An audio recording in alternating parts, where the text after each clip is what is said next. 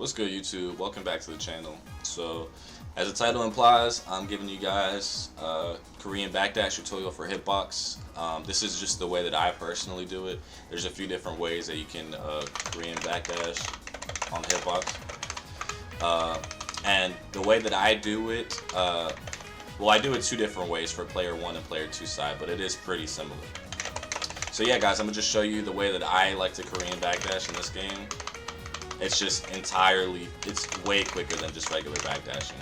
And if you have a hitbox, it's basically cheating with this shortcut.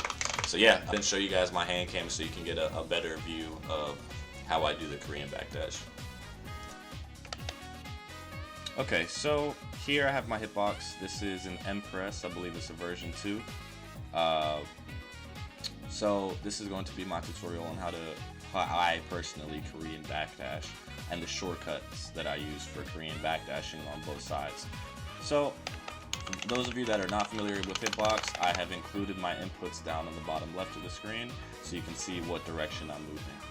So as you can see, just manually backdashing is much slower than doing the Korean backdash, right? Over the same amount of time, you get much further back, and it allows you to evade certain strings that certain characters have. So the way that I perform this Korean backdash on the player 1 side and player 2 side is going to be a little bit different.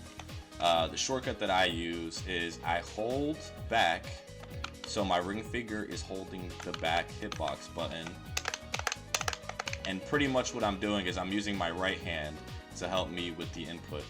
So what I'm gonna do is while I'm holding back, I'm going to tap down and tap forward.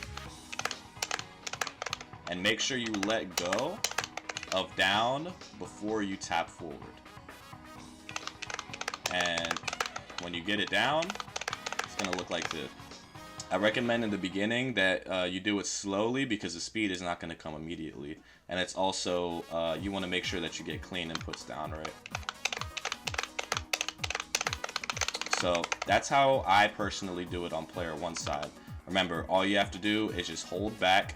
I'm holding back the entire time, and with my left hand middle finger, I'm tapping down, and with my right hand index finger, I'm tapping right. And essentially what you get is just, all you're doing here is you're canceling your backdash into another backdash. So you're canceling your backdash, going into neutral, and then doing another backdash. And that's what it looks like when it's all put together. Korean backdash. Player 2 side, I do it a little bit differently. Go back. Okay, so on player 2 side, I perform it a little differently. As you can see, it's the same on P1 side. Regular backdash. Just spamming that is much slower than Korean backdashing, right?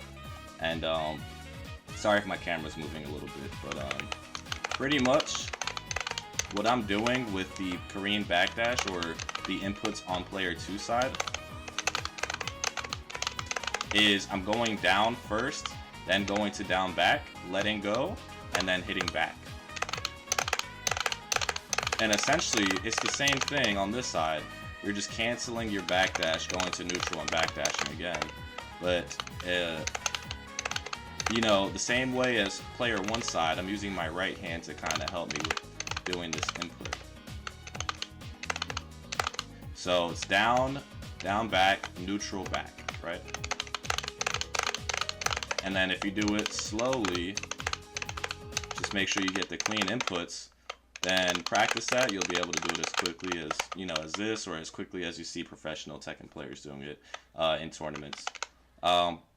It is true that Korean backdash is not as strong in Tekken 8 as it was in Tekken 7, just because it's a little bit of a different game, but there are still plenty of scenarios where Korean backdash will help you.